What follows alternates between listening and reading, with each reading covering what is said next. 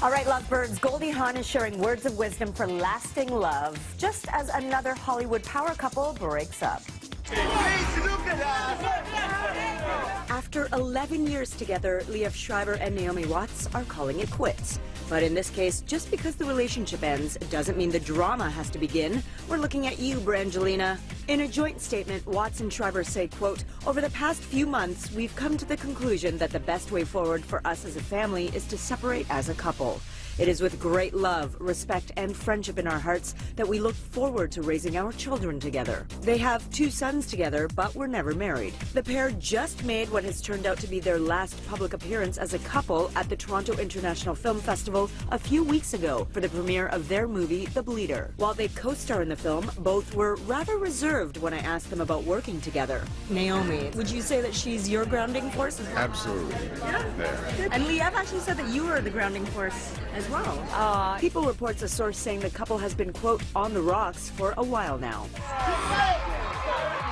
Meanwhile, we're learning the secret to lasting love for one Hollywood couple.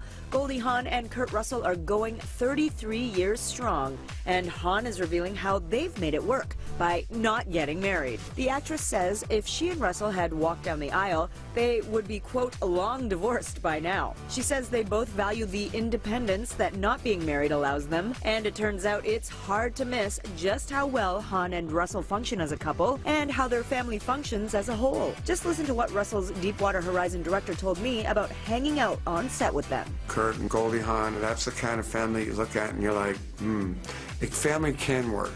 Relationships can work. And of course, tune in Friday to hear from Russell himself on what it's like to work with his stepdaughter, Kate Hudson, on this film. Maui, demigod of the wind and sea, I am hero of men.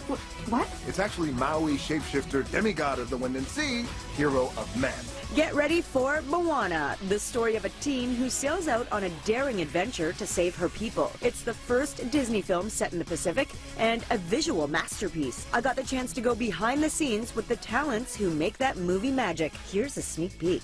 This one was started 5 years ago. It's a long time before you really start seeing the finished product, and we've been kind of blown away by seeing it come together the way it's come together. I was very excited to know that Disney is telling a Polynesian story. Catch the rest of my tour coming up in November on Entertainment City. Under the rock, if you come from away, you probably understand about a half of what we say. I don't wanna hurt anymore. Mervish Productions has unveiled its lineup for the 2016-2017 season, and it's gonna be good. It includes the final pre-Broadway stop for Newfoundland musical Come From Away. It's written by a husband and wife team who tell Terry Hart the show strikes a chord everywhere it's played. It's the story of after 9/11 when thousands of passengers were diverted to a tiny little community in Newfoundland, and the people there just opened their hearts and homes. 2 musicals from London's West End are coming to Toronto, including The Bodyguard, based, of course, on the Whitney Houston film.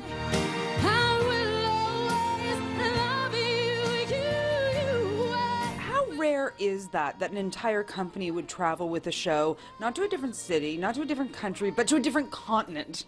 As far as I know, it's pretty unusual. Terry, as always, get your entertainment news first in the morning right here and anytime on Twitter @EntCity.